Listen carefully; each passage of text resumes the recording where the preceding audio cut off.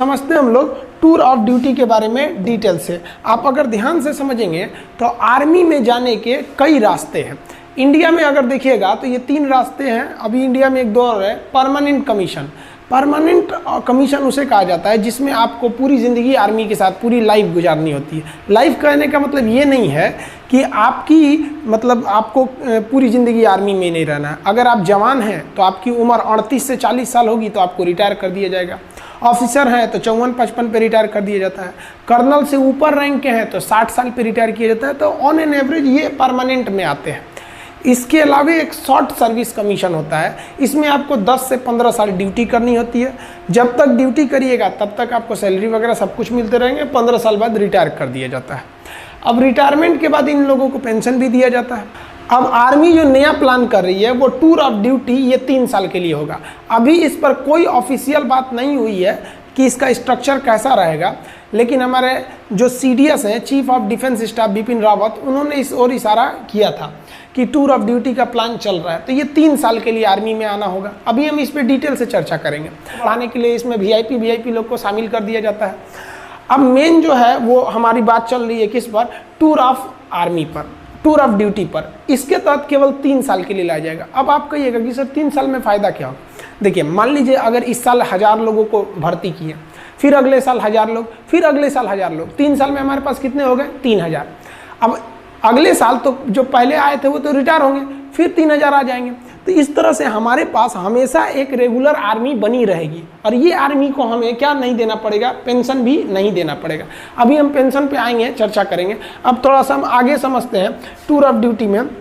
ध्यान से समझिए, इस टूर ऑफ ड्यूटी के बारे में समझिए। ये एक तरह का इंटर्नशिप है। इंटर्नशिप क्या होता है कि आपको किसी खास काम के लिए और खास फिक्स समय के लिए जब बुलाया जाता है तो उसे इंटर्नशिप कहते हैं। इससे सेना हमेशा जवान रहेगी, यंग रहेगी। जैसे मान लिया कि हमने 1 साल के लिए 1 लाख लोगों को किस में भर्ती किया, टूर ऑफ ड्यूटी में। इस साल भर्ती किया, फिर अगले साल 1 लाख को भर्ती कर लेंगे, फिर अगले साल 1 लाख को कर लेंगे, यानी 3 लाख हमारे पास आ गए सब।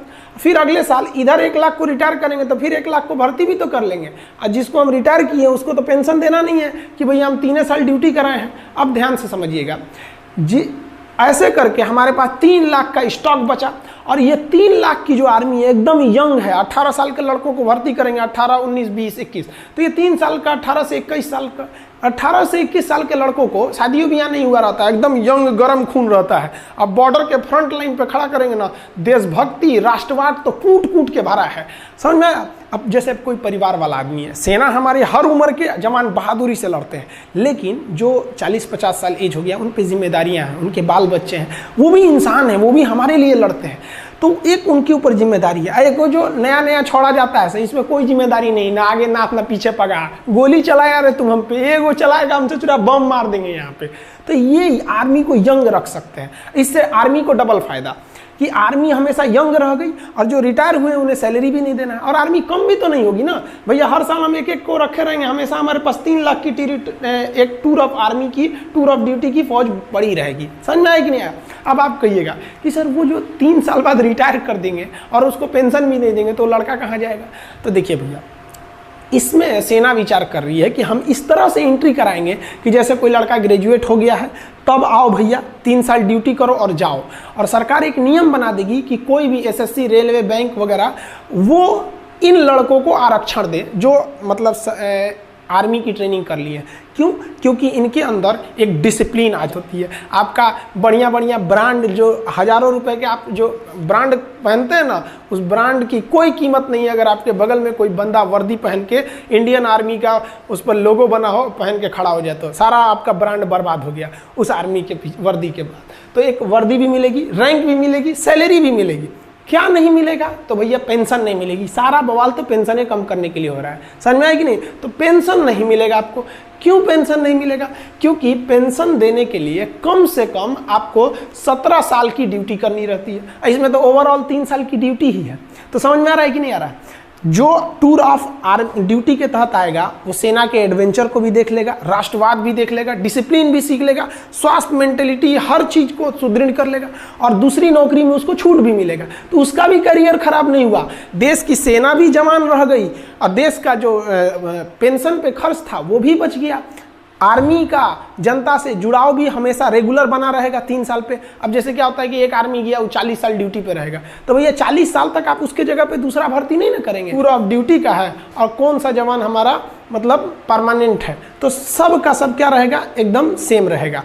आप समझ में आ गया आप लोग को कि ये टूर ऑफ ड्यूटी मेनली किसके लिए किया जा रहा है कि भैया हम अपने पेंशन पे हो रहे खर्च को कंट्रोल कर सके और अपनी सेना को मॉडर्न टेक्नोलॉजी दे सके। जैसे हमारे सैनिकों का बैलिस्टिक हेलमेट नहीं रहता है, इंफ्रारेड रिकॉग्नाइजर नहीं रहता है, अभी भी हम लोग इंसास राइफल लेके चल रहे हैं लोग। तो ये सब चीज़ें, आर्मी की जो बूट होती है वो काफ़ी हैवी होती है, वजन में बहुत भारी होता है। अभी कई ऐसे बूट आ गए हैं आर्मी के पास, जैसे अमेरिकन सोल्जर का दिखेगा तो बूट बहुत मजबूत रहता है जूता, और भारी नहीं रहता है। हमारे सैनिकों का बूट मजबूत है लेकिन भारी है, तो भैया उसके लिए क्या चाहिए, पैसे चाहिए। तो हम लोग का आधा पैसा तो सैलरी पेंशन पे ख़त्म कर दे रहे हैं। तो आई होप आप समझ गए होंगे टूर ऑफ आर्मी का।